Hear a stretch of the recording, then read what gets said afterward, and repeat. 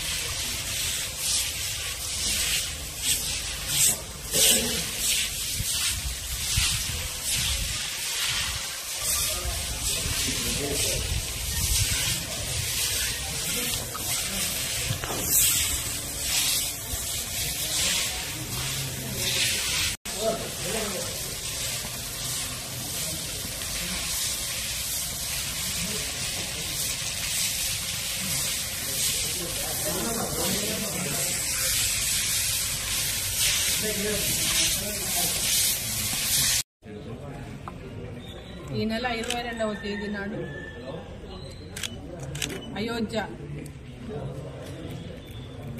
అయోధ్యలో నిర్మాణమవుతున్నటువంటి రామ మందిరంలో శ్రీరాముల వారి ప్రతిష్ట జరగబోతున్నటువంటి విషయం మనకందరికీ కూడా ఈ భారతీయులమైన ప్రతి ఒక్కరికి తెలిసే విషయం.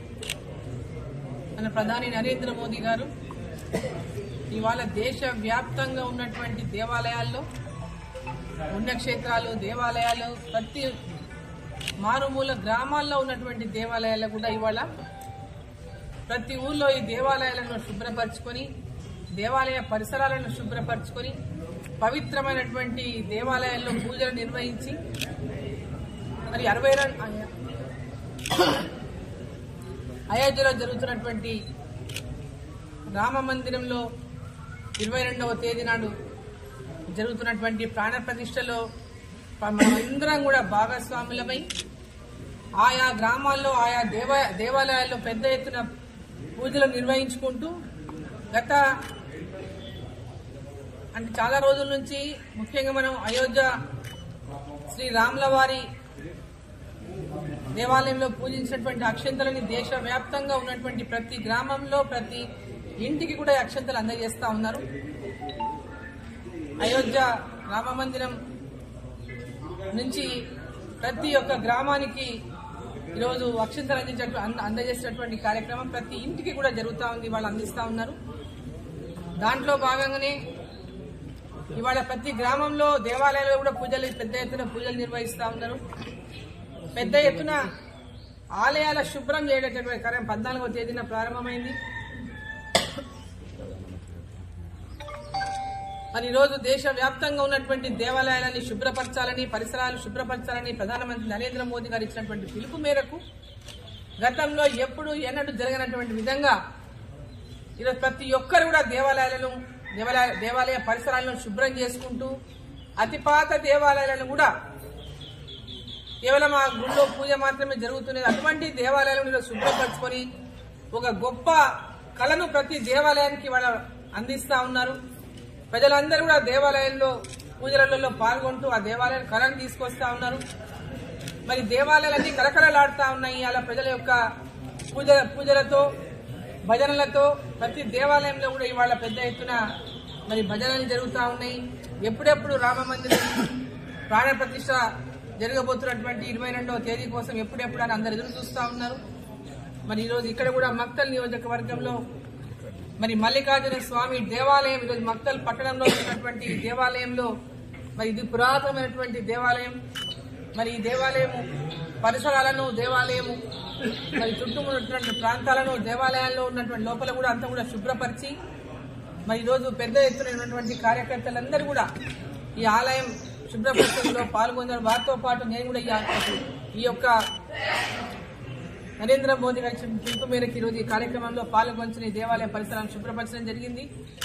మరి పూజలు కూడా ఇక్కడ పెద్ద ఎత్తున నిర్వహించడం జరుగుతూ ఉంది. సో ప్రతి గ్రామంలో కూడా 22వ తేదీ నాడు పొద్దున పెద్ద ఎత్తున పూజా కార్యక్రమాలు పూజలు ఆయా దేవాలయాల దగ్గర స్క్రీన్స్ కూడా ఏర్పాటు చేసి అయోధ్యలో జరుగుతున్నటువంటి ప్రాణ ప్రతిష్టను అందరూ కూడా అక్కడ వీక్షించేటటువంటి అవకాశం ఈరోజు కల్పిస్తా ఉన్నారు.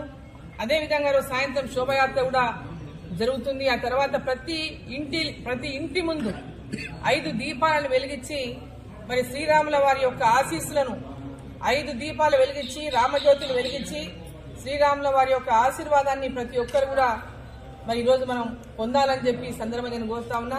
నరేంద్ర మోదీ గారు మన ప్రధాని నరేంద్ర మోదీ గారు ఇచ్చినటువంటి పిలుపు మేరకు మరి ఆ రోజు ప్రతి ఒక్కరం మన ఇంటి ముందు 5 దీపాలని రామజ్యోతిని వెలిగించుకుందాం.